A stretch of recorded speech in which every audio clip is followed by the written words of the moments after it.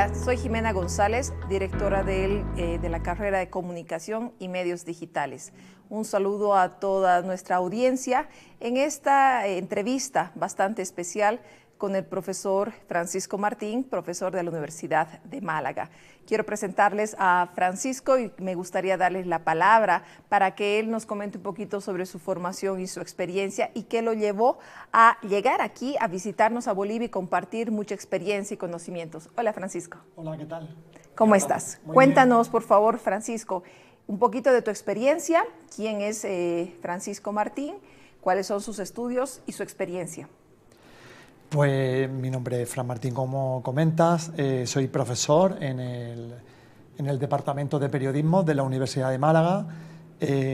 Bueno, pues soy licenciado en periodismo y cuando terminé mi licenciatura hice un curso de doctorado y luego a continuación el desarrollo de la tesis doctoral y bueno, luego la formación continúa de manera incansable, porque nosotros nos dedicamos a la investigación y al mismo tiempo también a la capacitación y ahora justo estoy haciendo una segunda tesis doctoral a partir de un máster que hice en educación mediática y nada, pues mi tesis doctoral trata sobre, bueno, investigo sobre personas mayores, inteligencia artificial en contexto educativo y también luego me centro en la figura del periodista que se dedica a la educación mediática.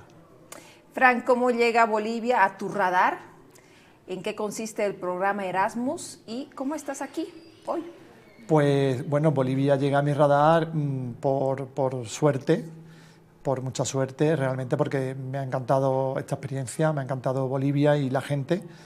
Y Univalle, desde luego, ha sido una acogida calurosa e inolvidable. Pero bueno, yo estoy aquí a través de una beca Erasmus, del programa Erasmus de movilidad para profesorado de la Universidad de Málaga. Universidad de Málaga y Univalle tienen un acuerdo para que nosotros pues, podamos acudir aquí en calidad de docentes y también para formarnos.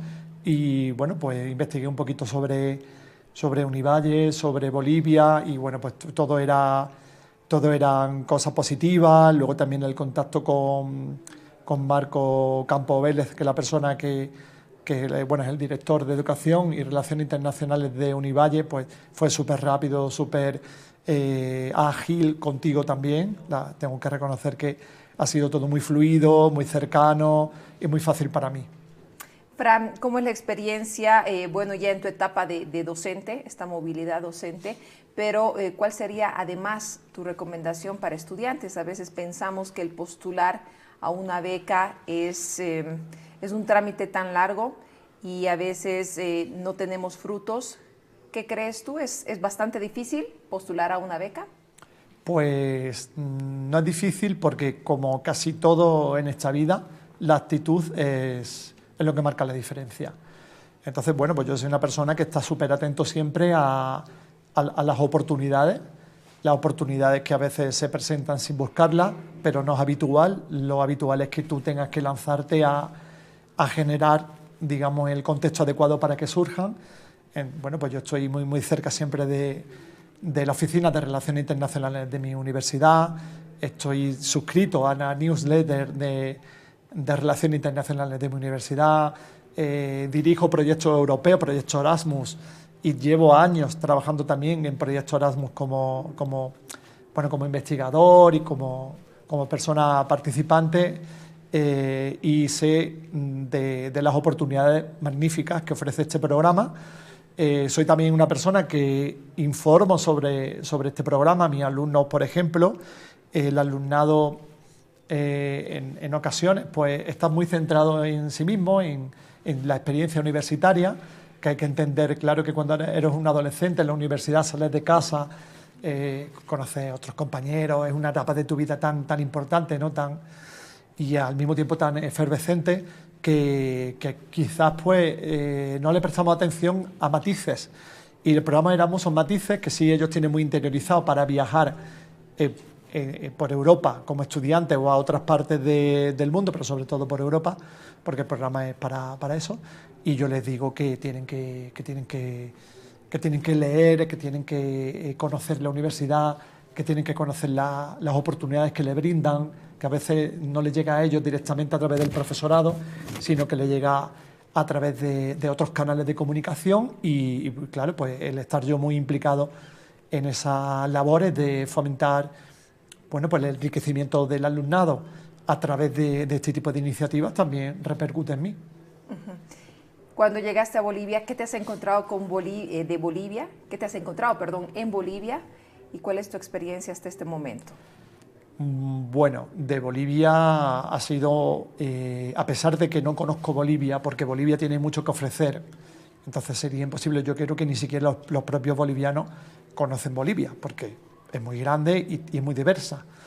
Pero lo poquito que me ha dado la oportunidad este país de conocer ha sido fantástico. Me quedo con las personas, la realidad es que me quedo con las personas a pesar de las particularidades territoriales del entorno territorial, a pesar de la gastronomía excepcional, pero las personas yo creo que realmente me ha encantado, la amabilidad, el cariño de las personas, la educación, el buen trato, la atención, luego pues no sé, es que todo ha sido súper positivo.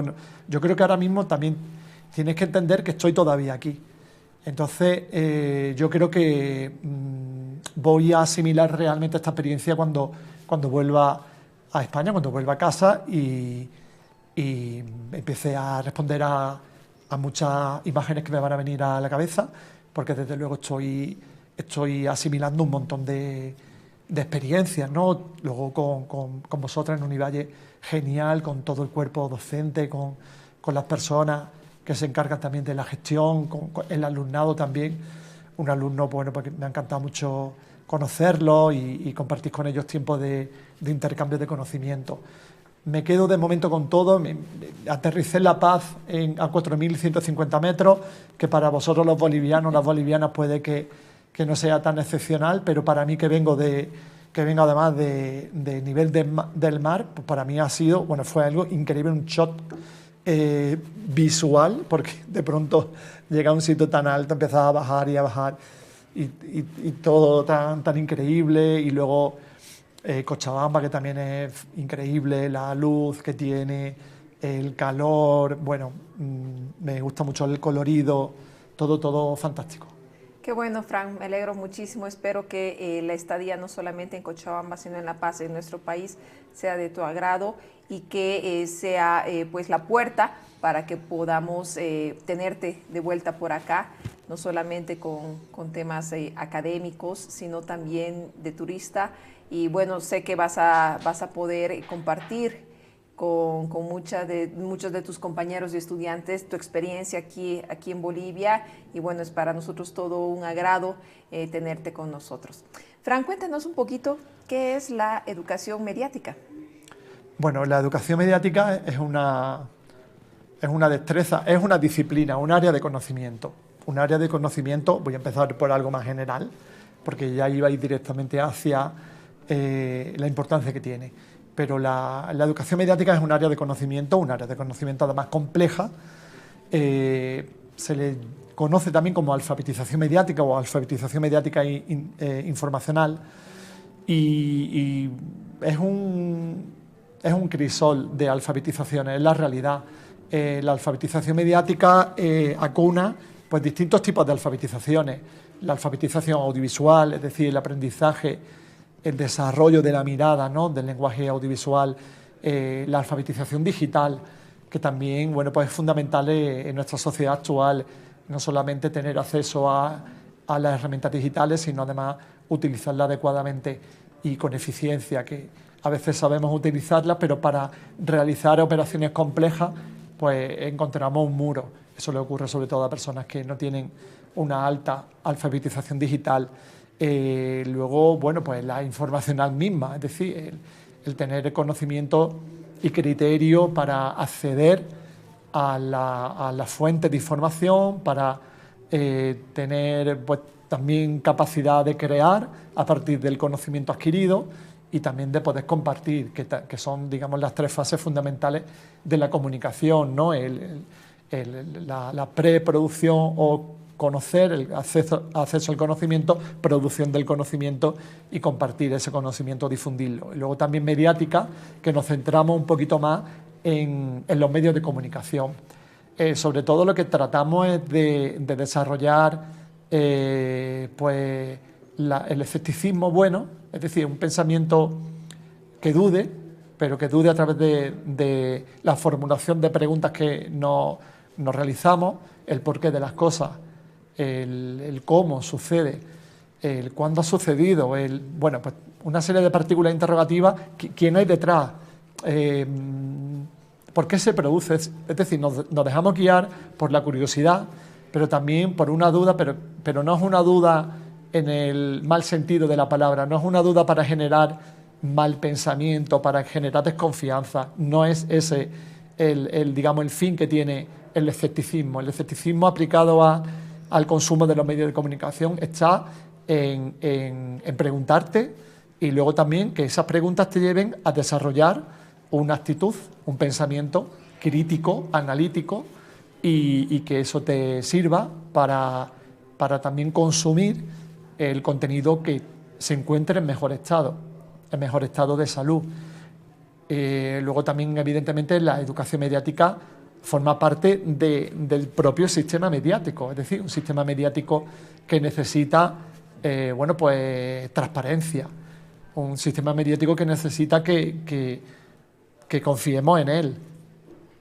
Y luego también, bueno, pues unos periodistas que también sean honestos en su trabajo, que no se dejen doblegar por las malas intenciones que a veces, o las presiones, ¿no?, la injerencia de agentes que en ocasiones pues lo fuerzan a hacer aquello que no deben y que a nosotros nos llega y consumimos pues contenido desinformativo, en mal estado, engañoso, malintencionado. Entonces, claro, pues la educación mediática está, digamos que es como el agua que se filtra por todos los espacios donde encuentra un camino y además muy transversal también en todas las áreas de conocimiento, que toda la ciudadanía debería de estar alfabetizada en medios de comunicación, porque toda la ciudadanía, incluso ya desde muy pequeñito, en España sucede que cuando tienes 8 o 10 años y haces la primera comunión, te regalan un móvil.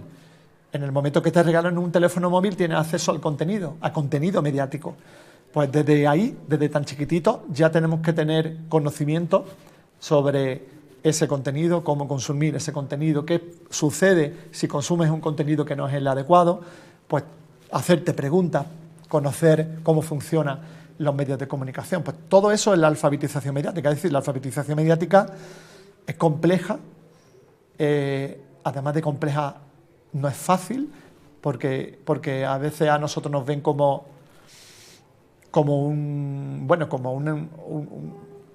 un agente que no deja o no se deja manipular, y claro, pues eso no es lo que quieren los poderes. Los poderes lo que quieren es, evidentemente, tener el control, no perder el control, y luego también mantenerlo y que nosotros vayamos hacia la dirección que ellos quieren.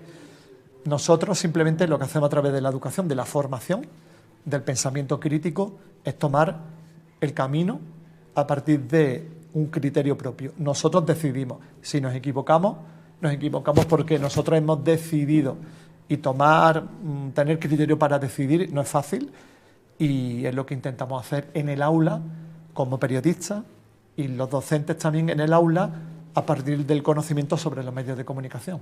Quiere decir que hemos estado equivocados también pensando que la educación mediática o la alfabetización mediática es un tema que atañe únicamente a los profesionales en formación o profesionales de la comunicación, pero esto es un tema de interés social, de interés general. Efectivamente, es un tema de interés general y precisamente por ello deben de las autoridades, las personas que tienen el poder de cambiar las cosas, deben de asumir esta responsabilidad social. Nadie duda, estoy seguro, nadie duda que tenemos un derecho a la educación, y esta educación está dividida en etapas formativas, y cada etapa formativa tiene una metodología y unos conocimientos a adquirir. Se aprende a leer, se aprende el alfabeto, se aprende a escribir, pero no se aprende a consumir en medios de comunicación, no se aprende a producir contenido mediático, no se aprende a convivir en una sociedad desinformada, no se aprende a tener herramientas, armas, escudos frente al fenómeno desinformativo o a las estafas que podemos encontrarnos en los medios de comunicación, sobre todo en redes sociales, o el consumo de contenido no apropiado dependiendo qué edad, incluso en ocasiones para todas las edades, contenido que puede ser en muchos casos susceptible de ser pues un delito. Y como ahora, por ejemplo, que aparece la inteligencia artificial generativa, no tenemos conocimiento sobre este fenómeno, sobre qué hay detrás de este fenómeno, cómo funciona esta herramienta, de qué manera tenemos que relacionarnos con ella. El algoritmo, otra de los elementos fundamentales en la sociedad en la que vivimos. Ya sabéis todas las personas que están en casa, que te levantas por la mañana y de pronto descubres que el mundo piensa como tú, porque, claro, de pronto te estaba buscando comprarte, no sé, pues unos zapatos o pensaba de esta forma ideológicamente y te encuentras con un contenido que refuerza tu pensamiento, te encuentras con ese objeto, servicio, producto que estaba buscando y te lo facilitan. Es decir, estamos nosotros facilitando una información sin saberlo para que el algoritmo, que simplemente son unas instrucciones, una receta informática, te facilite, que no es que te facilita, porque en realidad no te facilita nada, te lo sirve en bandeja para que lo consumas. Pero claro, también te está creando a ti una huella, te está creando a ti también una forma de pensamiento y te está facilitando la decisión de compra. Entonces, claro, ante esa no aparente manipulación, nosotros tenemos que tener conocimiento de qué manera se combate la manipulación, si no es con educación, si no es con formación. La persona que sabe leer y escribir, desde luego, es una persona con menos posibilidades de que sea engañada que una persona analfabeta. Pues exactamente igual con la alfabetización mediática.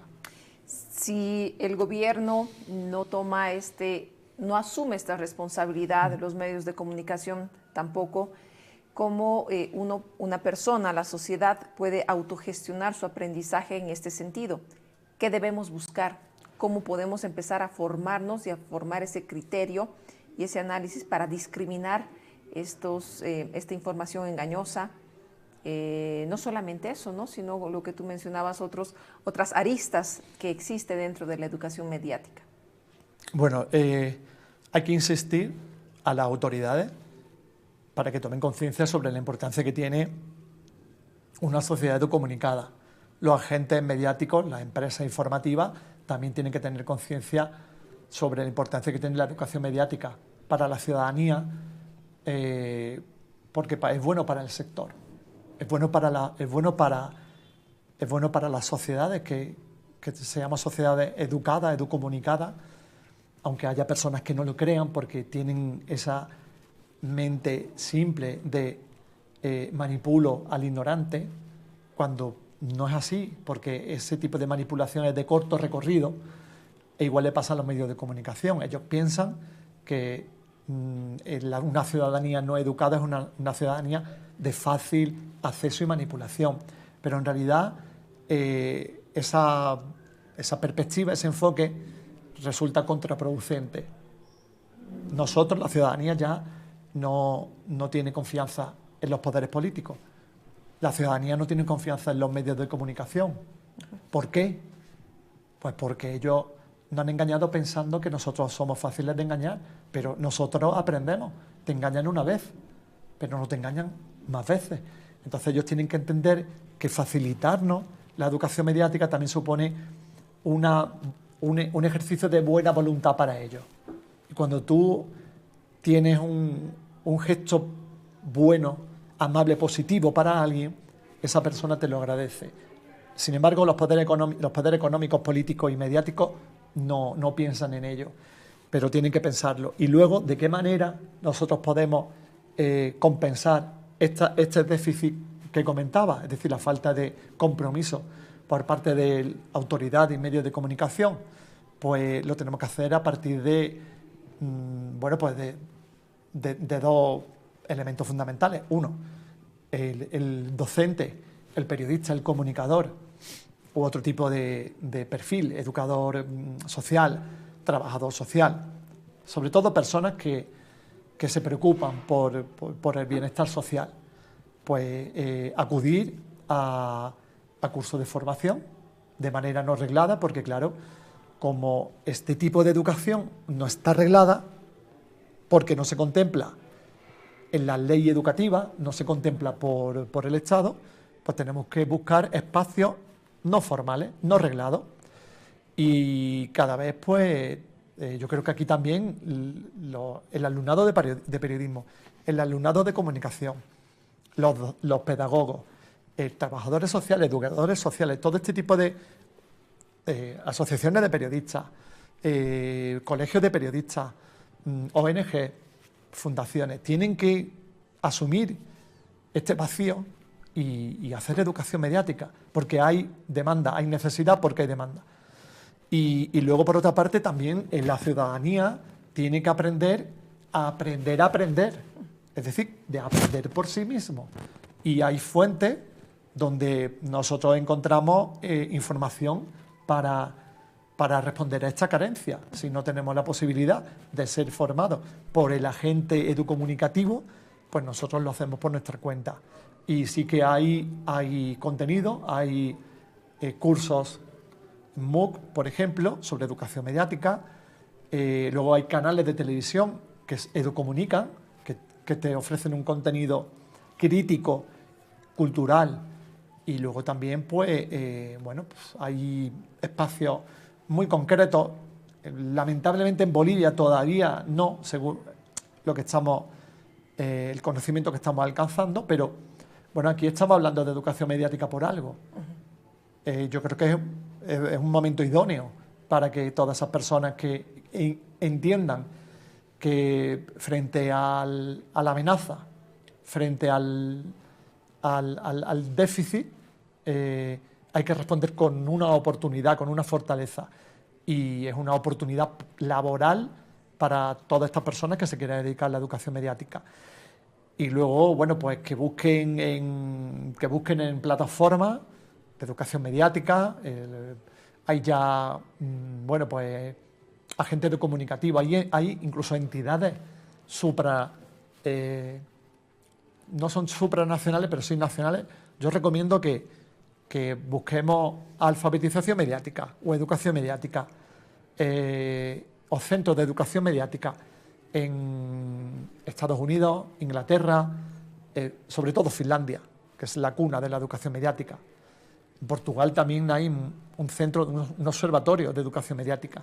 Nosotros en España también, la Asociación de la Prensa de Málaga, el Colegio de Periodistas de Andalucía, el Grupo Comunicar, el CLEMI, que es un centro de educación mediática también importante en Francia.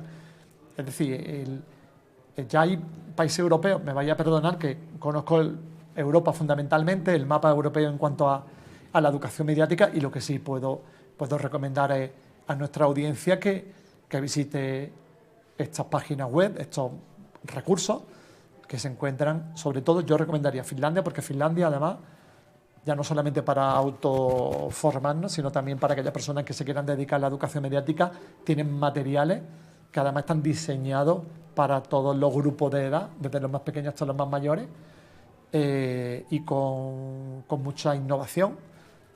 Se nota que hay mucha pasión detrás y además con mucha experiencia de campo, que no son solamente personas que se han formado, sino que además han aplicado el conocimiento y los resultados han sido magníficos. Así que a mí me parece que sí que hay recursos. No son tan conocidos en general, pero sí los conocemos nosotros y nosotros los compartimos. Francisco, el desarrollo vertiginoso de la tecnología ha llegado también a los medios de comunicación y hay un antes y un después bastante marcado. Se supone que este desarrollo tecnológico ha hecho que se democratice en cierta medida el acceso a la información. Sin embargo, vemos que hoy en día quizás estamos más desinformados que antes, o no. Sí, estamos más desinformados que antes, sin lugar a dudas. Estamos desinformados desde la historia de la humanidad, eso tampoco tiene ninguna duda. Es decir, la historia de la desinformación está sujeta al desarrollo del ser humano en el momento que ya pudo comunicarse. Pero, desde luego, hoy día tenemos un ecosistema en el que ya no solamente encontramos a periódicos, que además, bueno, pues la historia del periodismo está suscrita a unas clases sociales muy concretas, porque años atrás pues la ciudadanía no sabía leer, es decir, el acceso al conocimiento era para clases muy exclusivas. Entonces, claro, pues leer un periódico no estaba al acceso de todo el mundo, por lo tanto, ese tipo de desinformación a través de los medios de comunicación pues tampoco estaba al alcance de todo el mundo. Estaba otro tipo de desinformación que estaba más asociada a los rumores, por ejemplo, al que dirán, a lo que se cuenta. Pues eso sí era muy social. Y luego, pues la televisión tampoco es un medio relativamente joven. En unas décadas cumplirá un siglo, pero bueno, tal y como la conocemos hoy día, que son espacios para la lucha dialéctica de opiniones contrarias, irreconciliables, eso no lo hemos vivido hasta ahora. Y luego la radio, que precisamente es el medio de comunicación más confiable en cuanto a la información, es un medio de comunicación que no consumen las personas jóvenes, que consumen las personas adultas. Entonces, claro, precisamente el único medio en el que se puede confiar de alguna manera, y no digo plenamente porque, insisto, en el escepticismo bueno, por lo tanto no puedes confiar plenamente en los mensajes mediáticos porque todos tienen un sesgo, es decir, todos tienen una intencionalidad en su mensaje. Y luego nos encontramos con las redes sociales, que es un fenómeno relativamente reciente, es donde circula información de manera discriminada, sin orden ni mando, sin moderación, y donde prácticamente todo vale, a pesar de que encontremos iniciativas que son fuegos artificiales, lo que hacen los dueños de las plataformas de redes sociales. Participan puntualmente en alguna iniciativa de comunicativa, anuncian que tienen un grupo de verificadores, pero la realidad no es esa. La realidad es que tú puedes compartir lo que quieras, como quieras. Lo único que te bloquea es cuando tú lanzas un mensaje contra el poder establecido. Eso es lo único que sí que moderan, y te cierran la cuenta, o bueno, eso ya conocemos muchos casos de ese tipo. Entonces, claro, pues nos encontramos por el aluvión de medios de comunicación y por, además, el tipo de la velocidad a la que adquiere la comunicación en redes sociales. Hay que entender que las redes sociales son las autopistas por las que circula la desinformación.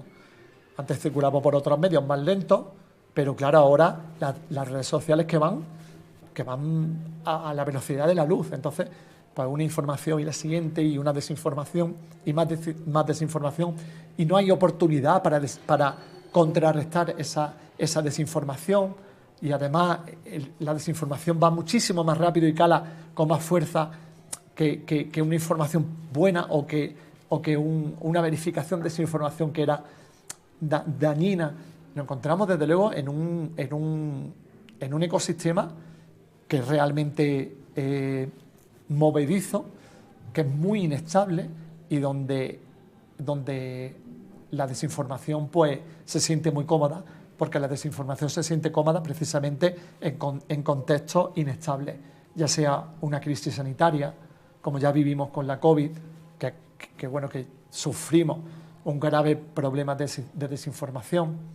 Ahora con elecciones, igual. Es decir, las elecciones son momentos donde la desinformación encuentra, bueno, pues los ingredientes perfectos, ¿no?, para que salga un buen contenido desinformativo. Y así con todo: crisis económica, crisis sanitaria, y también crisis política o acontecimientos, eventos electorales. Entonces, pues, frente a este tipo de situaciones, que además, si nos damos cuenta, unas vienen detrás de la otra, porque cuando terminan unas elecciones viene una crisis económica o viene una crisis política, siempre estamos en la misma rueda del hámster, pues la ciudadanía tiene que estar preparada, tiene que estar formada, tiene que tener herramientas para luchar, o al menos para para que no le afecte de la manera que nos afecta la desinformación, porque además también es que la desinformación nos cambia la actitud. Es decir, nosotros por una mala información podemos pensar y hacer aquello que nunca hubiéramos pensado antes de consumir ese contenido.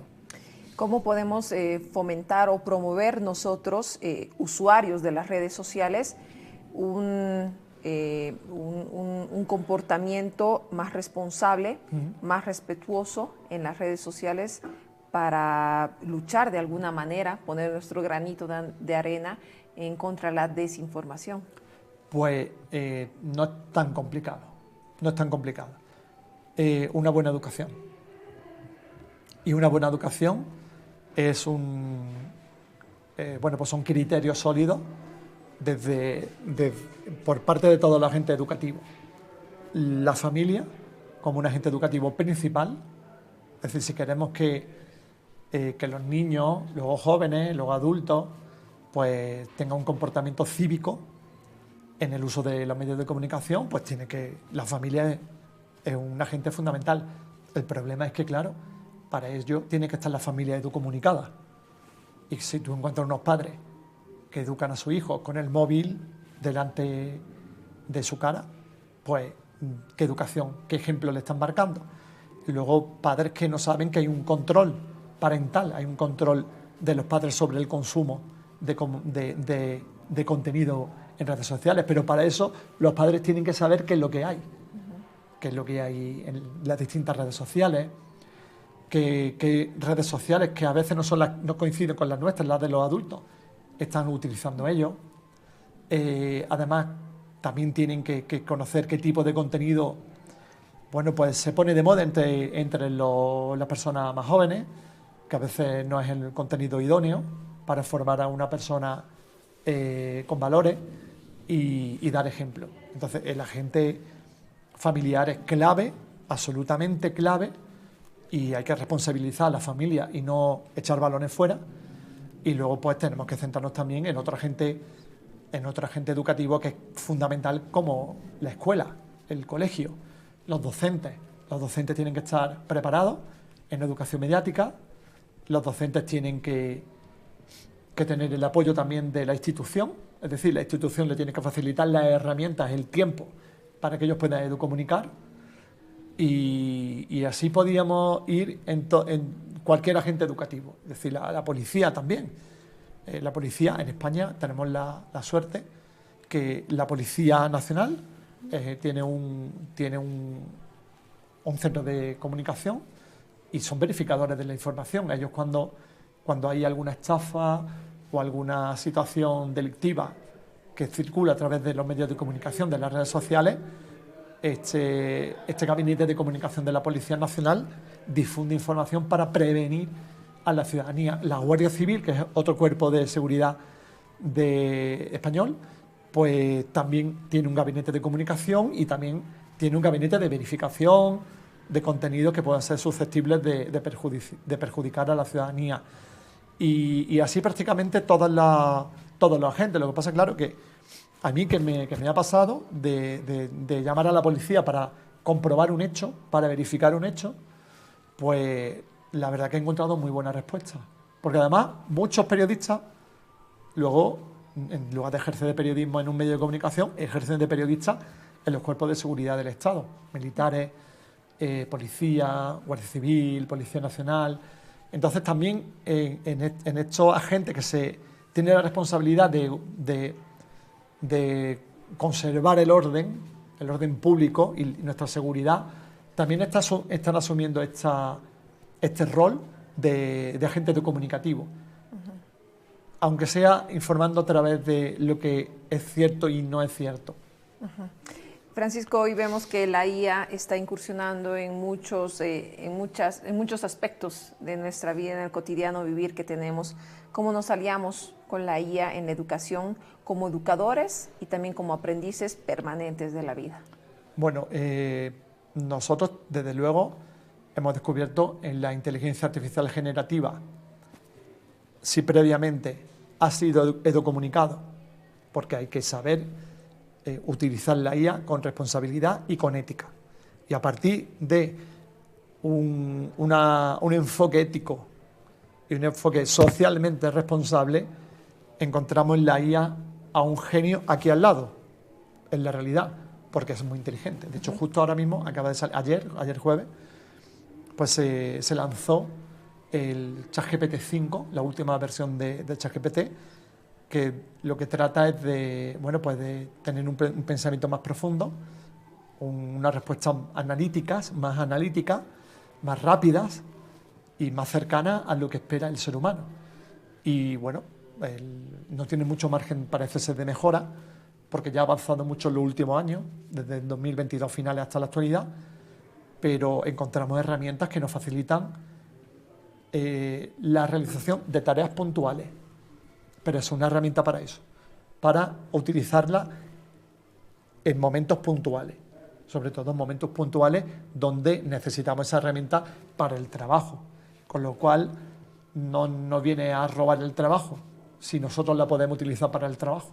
A mí como periodista no me va ni como docente va a ocupar mi lugar, no, yo la utilizaré pues como antes he utilizado otra herramienta que estaba a mi alcance. Nosotros hemos sido, yo al menos, ratón de biblioteca, y cuando terminaba la clase pues ya iba a la biblioteca, consultaba un libro, otro libro, la revista, tal, recomendaba al profesor un libro y a ver quién llegaba primero a cogerlo por si no había más ejemplares, fotocopiando libros. Esa era la información que teníamos a nuestro alcance. Después llega Internet, casi más o menos al mismo tiempo, y ya Google pues te resuelve situaciones concretas, sobre todo porque ahora casi todo está digitalizado y es muy cómodo para nosotros, desde el móvil, desde el ordenador en casa, etcétera, o trabajando, o viajando. Y ahora nos encontramos con una herramienta que no es una herramienta informativa, no es un medio de comunicación. Es decir, el medio de comunicación es otra cosa. Es un medio de información. Puede ser un medio que comunica, pero no es un medio que informa. La información es una fuente. Efectivamente. Entonces, nosotros ahí sí que encontramos un espacio para eso, para realizar tareas de manera más eficaz. De manera eficaz. Si pensamos en la eficacia que te puede aportar a tu trabajo la herramienta, vamos por buen camino. Si la utilizamos como si fuera Google, no vamos por buen camino, porque no es Google, no es una fuente de conocimiento. Aunque te responda como si fuera una fuente de conocimiento. Luego tampoco es tu amiga, que eso también lo tenemos que tener muy claro. Aunque te responda como si fuera tu amiga, porque además tiene esa capacidad de alimentar tu vanidad o reforzar tu autoestima. Pero es que no se trata de eso. Hay que pensar que es una máquina que está educada con datos y además está educada para que te responda como si fuera una máquina, un ser humano, como si pensara con cerebro natural. Pero no es así, es simplemente una simulación. Por lo tanto, las personas que nos están escuchando y que nunca han utilizado la inteligencia artificial generativa tienen que tener muy claro que se trata de una herramienta para utilizarlo puntualmente y siempre con responsabilidad. ¿Cuáles son los riesgos a los que nos enfrentamos con el uso indiscriminado de la IA y sobre todo un uso poco ético? Bueno, pues en el caso ético,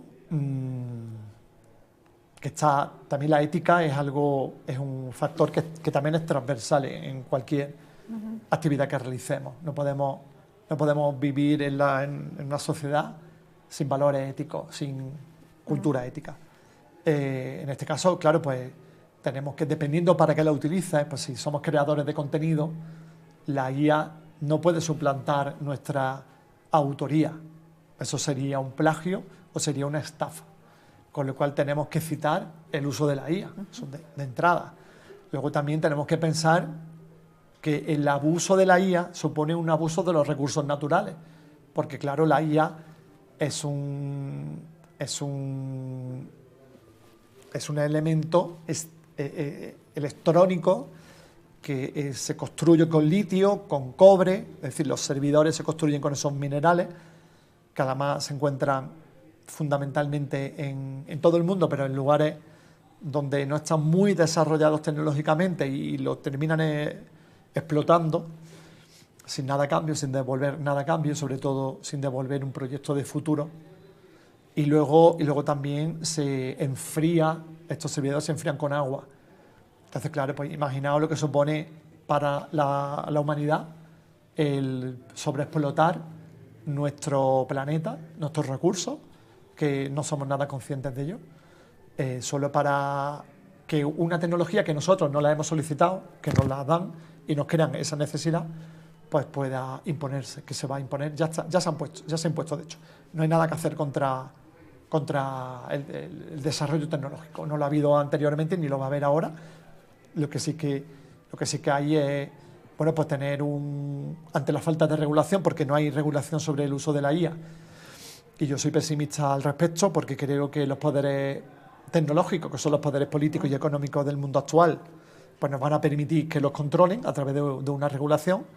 Pues nosotros vamos a tener que adelantarnos. Es decir, otra vez nos encontramos en la situación, fijaos qué situación más paradójica, no y más injusta al mismo tiempo, que luego toda la responsabilidad termina recayendo en la ciudadanía. Es decir, la desinformación, nosotros no desinformamos, desinforman los medios, las empresas, los políticos, etcétera. Y nosotros tenemos que educomunicarnos, nosotros tenemos que asumir esa responsabilidad para luchar contra ese fenómeno que está destruyendo la sociedad. Y ahora aparece el fenómeno de la inteligencia artificial y como no se atreven a regular ni pueden, pues nosotros tenemos que adelantarnos y autorregular. Y tenemos que, antes de utilizar la IA, pues pensar de qué manera la vamos a utilizar, si le estamos dando un buen uso o no. Si estamos utilizando la IA para hacer una maldad, o estamos utilizando la IA para chantajear, para engañar, o la estamos sobreexplotando. Es decir, la utilizamos como si fuera mi amigo, mi psicólogo, consejero, o mi consejero. No, esa no es la IA. Y además, sobre todo también, si hay alguien utilizando la IA sin pensar en los demás, oye, pues debería de replantearse que sobreutilizar la IA supone un abuso de los recursos que no tenemos. Así no tenemos. Y al final se quedará la IA y nosotros moriremos. ¿Por qué se quedará la IA? Porque la IA no necesita dormir, ni alimentarse, ni necesita el sol, ni necesita... el agua sí, pero ya se inventará otro recurso. Es decir, no tiene unas necesidades vitales que nosotros sí tenemos. Con lo cual, desarrollamos una tecnología que al final nosotros vamos a hacer lo que acabemos con nosotros mismos, no la tecnología como hay quien piensa que viene a destruirnos como si fuera Terminator. No es el caso. Somos nosotros, el ser humano, los que decidimos, los que pulsamos el botón y decidimos qué hacer con ella. Muchísimas gracias, Fran. Sin duda son temas que nos interesa a todos nosotros, no solamente a profesionales del área de comunicación, como decíamos en un principio, sino también a la sociedad en general. Gracias por esta visita, Fran, porque a partir de los temas tratados y las coordinaciones que hemos podido realizar, esperemos que podamos dar continuidad con otro tipo de proyectos de educación, no solamente para nuestra comunidad universitaria de Univalle, porque los eventos que hemos tenido en estas semanas lo hemos compartido con la sociedad. Hemos hecho transmisión en vivo a través de Univalle Online y es que queremos compartir nosotros y queremos ser parte de ese cambio. Nosotros los comunicadores somos agentes de cambio, tenemos una responsabilidad muy importante con la sociedad y son estos pequeños aportes con granitos de arena que quizás van sumando también al esfuerzo mayor que se puede hacer entre todos. Fran, un mensaje final de reflexión para nosotros los comunicadores, los desafíos que tenemos para enfrentar ahora, que tenemos con estos conceptos que manejas de la educomunicación, la alfabetización mediática y también el uso de los medios digitales o la tecnología dentro de los medios de comunicación. Pues bueno, como tú has comentado, los comunicadores somos agentes de cambio y lo que tenemos que plantearnos y pensar que somos agentes para un cambio social positivo, que está en nuestras manos, que la educación mediática es una necesidad social y al mismo tiempo es una oportunidad para los comunicadores, para reciclarnos en un perfil necesario, necesario porque la sociedad requiere de educación mediática y nosotros somos los agentes más idóneos para desempeñar esa tarea, así que animo al emprendimiento. Bueno, muchísimas gracias. Nos despedimos así de esta entrevista, agradeciendo, bueno, a nuestra universidad hermana, a la Universidad de Málaga, al programa Erasmus y también pues a la Universidad Privada del Valle por haber hecho realidad esta visita, que por supuesto que vamos a hacerle seguimiento y dar continuidad para tener mayor repercusión con estas temáticas tan importantes para nosotros. Muchísimas gracias. Gracias, Frank. Gracias a vosotros.